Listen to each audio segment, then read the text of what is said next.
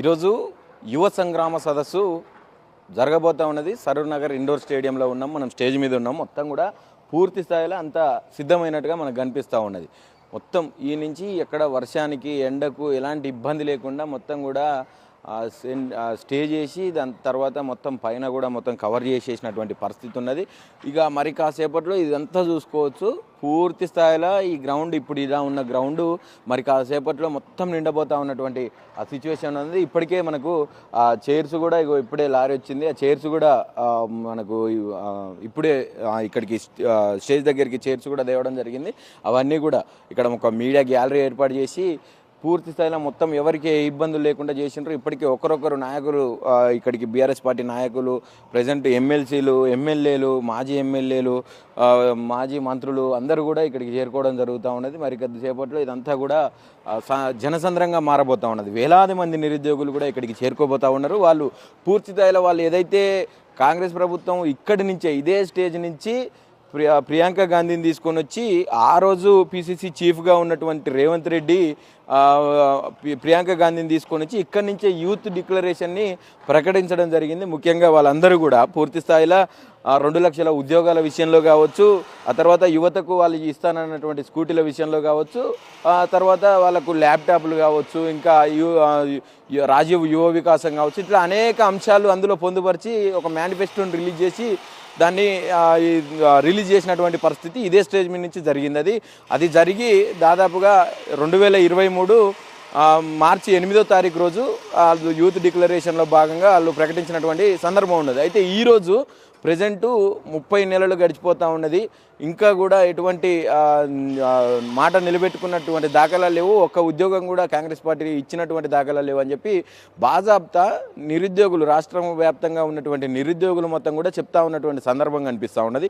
అనేక విషయాలలో అనేక ప్లేసుల నుంచి వాళ్ళు అనేక సార్లు వాళ్ళు ధర్నాలు, రాస్తారోకోలు ఇప్పటికే చేసినటువంటి వాళ్ళ మీద అందరి మీద కూడా మొన్న చూసినాం దిల్సుఖ్ నగర్లో వాళ్ళ మీద లాఠీ చార్జ్ కూడా చేసుకోవడం జరిగింది. అటు చిక్కడపల్లి లైబ్రరీ కావచ్చు, అశోక్ నగర్ కావచ్చు, తర్వాత దిల్సుఖ్ నగర్ కావచ్చు, ఇట్లా స్టడీ హాల్స్ ఉన్న ప్రతి ఒక్క ఏరియా నుంచి వాళ్ళందరూ కూడా రోడ్లు ఎక్కుతూ ఉన్నటువంటి పరిస్థితి. దానికి ఈరోజు బీఆర్ఎస్ పార్టీ నిరుద్యోగులకు మేము అండగా ఉంటామని చెప్పి వాళ్ళు ఈరోజు పెద్ద ఎత్తున యువ సంగ్రామ సదస్సు అనే పేరుతోటి నిరుద్యోగుల కోసం ఒక మీటింగ్ ఏర్పాటు చేసి ఏదైతే రైతు డిక్లరేషన్లో భాగంగా రైతు డిక్లరేషన్ ఏదైతే వాళ్ళు రైతులకు ఇస్తానన్నటువంటి హామీలు విస్మరించడంతో ఆ రోజు రైతు సంగ్రామ సభ ఎట్లా పెట్టిందో బీఆర్ఎస్ పార్టీ ఈరోజు అంతే తరహాలా మళ్ళా యువతకు ఇస్తానన్నటువంటి హామీలు, ఇస్తానన్నటువంటి ఉద్యోగాలు మొత్తం కూడా మర్చిపోయి పరిపాలన కొనసాగిస్తున్నటువంటి కాంగ్రెస్ ప్రభుత్వాన్ని నిద్రలేపడం కోసం మేము మళ్ళొకసారి యువ సంగ్రామ సదస్సుని ఏర్పాటు చేస్తూ ఉన్నామని చెప్పి బీఆర్ఎస్ పార్టీ చెప్తా ఉన్నది. పూర్తి స్థాయిలో ఏదేమైనప్పటికీ వాళ్ళు ఈరోజు ఇక్కడి నుంచి వాళ్ళు డిమాండ్ చేయబోతూ ఉన్నారు. ఖచ్చితంగా 2 లక్షల ఉద్యోగాలు ఇవ్వాలి. రీసెంట్గా ఏదైతే నోటిఫికేషన్ విడుదల చేశారో ఎస్ఐ కానిస్టేబుల్కి సంబంధించి అది కూడా కేవలం 5,000 ఉద్యోగాలతోటి నోటిఫికేషన్ రిలీజ్ చేయడానికి వీళ్ళు తీవ్రంగా ఖండిస్తూ ఉన్నారు. అటు నిరుద్యోగ లోకం కావచ్చు, ఇటు బీఆర్ఎస్ పార్టీ ప్రధాన ప్రతిపక్షంగా ఉండి వీళ్ళు కూడా దాన్ని ఖండిస్తూ ఉన్నటువంటి పరిస్థితి.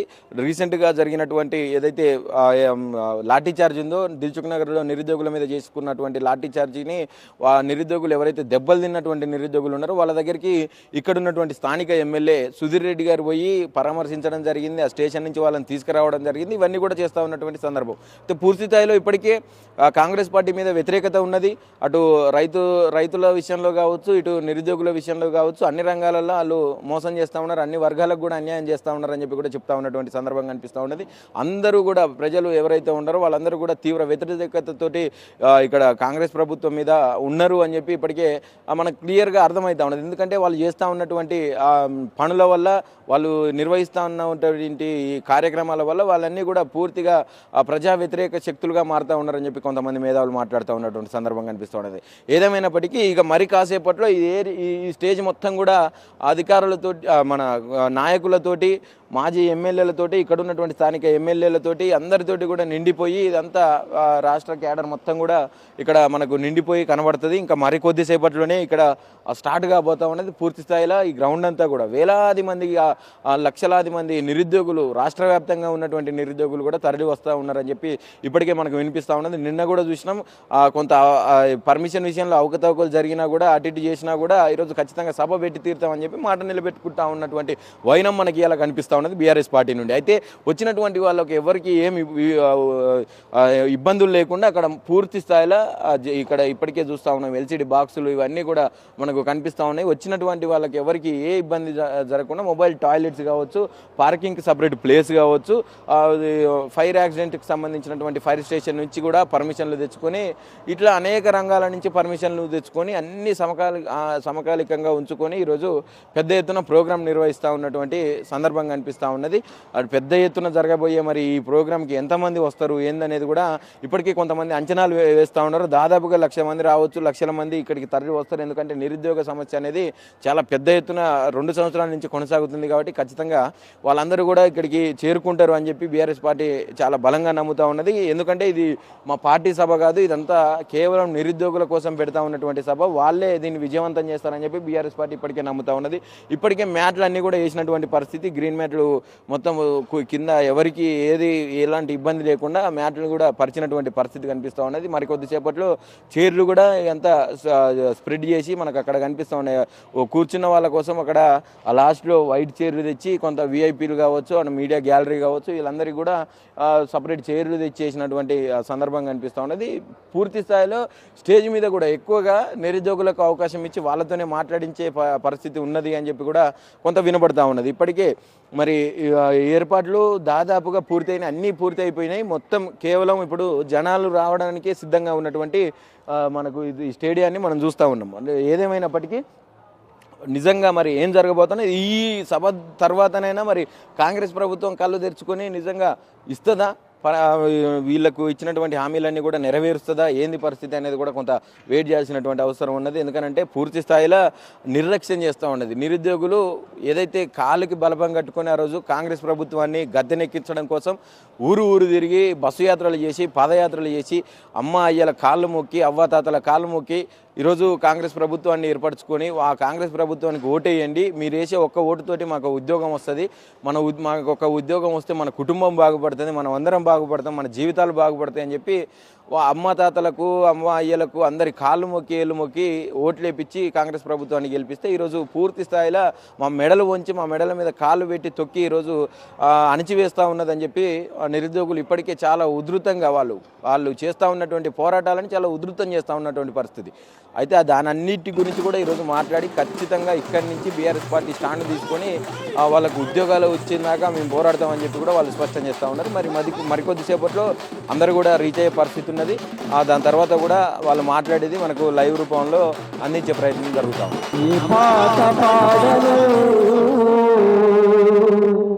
ఏమని పాడను బ్రతుకే కన్నీరు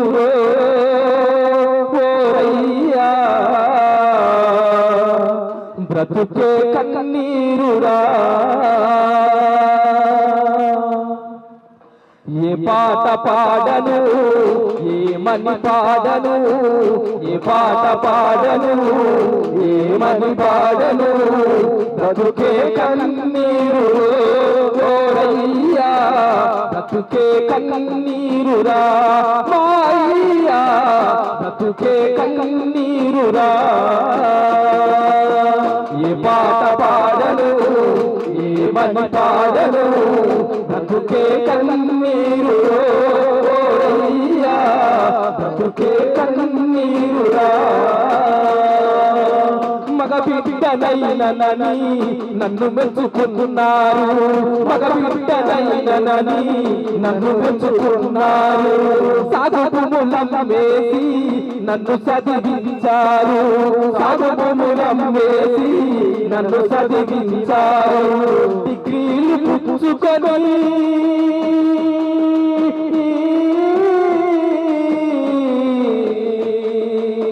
ఉయ్యాలో ఉయ్యాలా, కరుపుతో కాడు పెంచిన పల్లెలు ఉయ్యాలో ఉయ్యాలా, ఉయ్యాలో ఉయ్యాలా, జర జర జర జర మెలుపులు జర కల కల కల కల నిప్పులు రేపెల రథాలపై రణము జరిగిన రైతమ కొడుకుల గుండెలు చేసిన, కొడుకుల గుండెలు తీసిన, రైతం కొడుకుల గుండెలు తీసిన, బల బల బల బల బల బల బల బల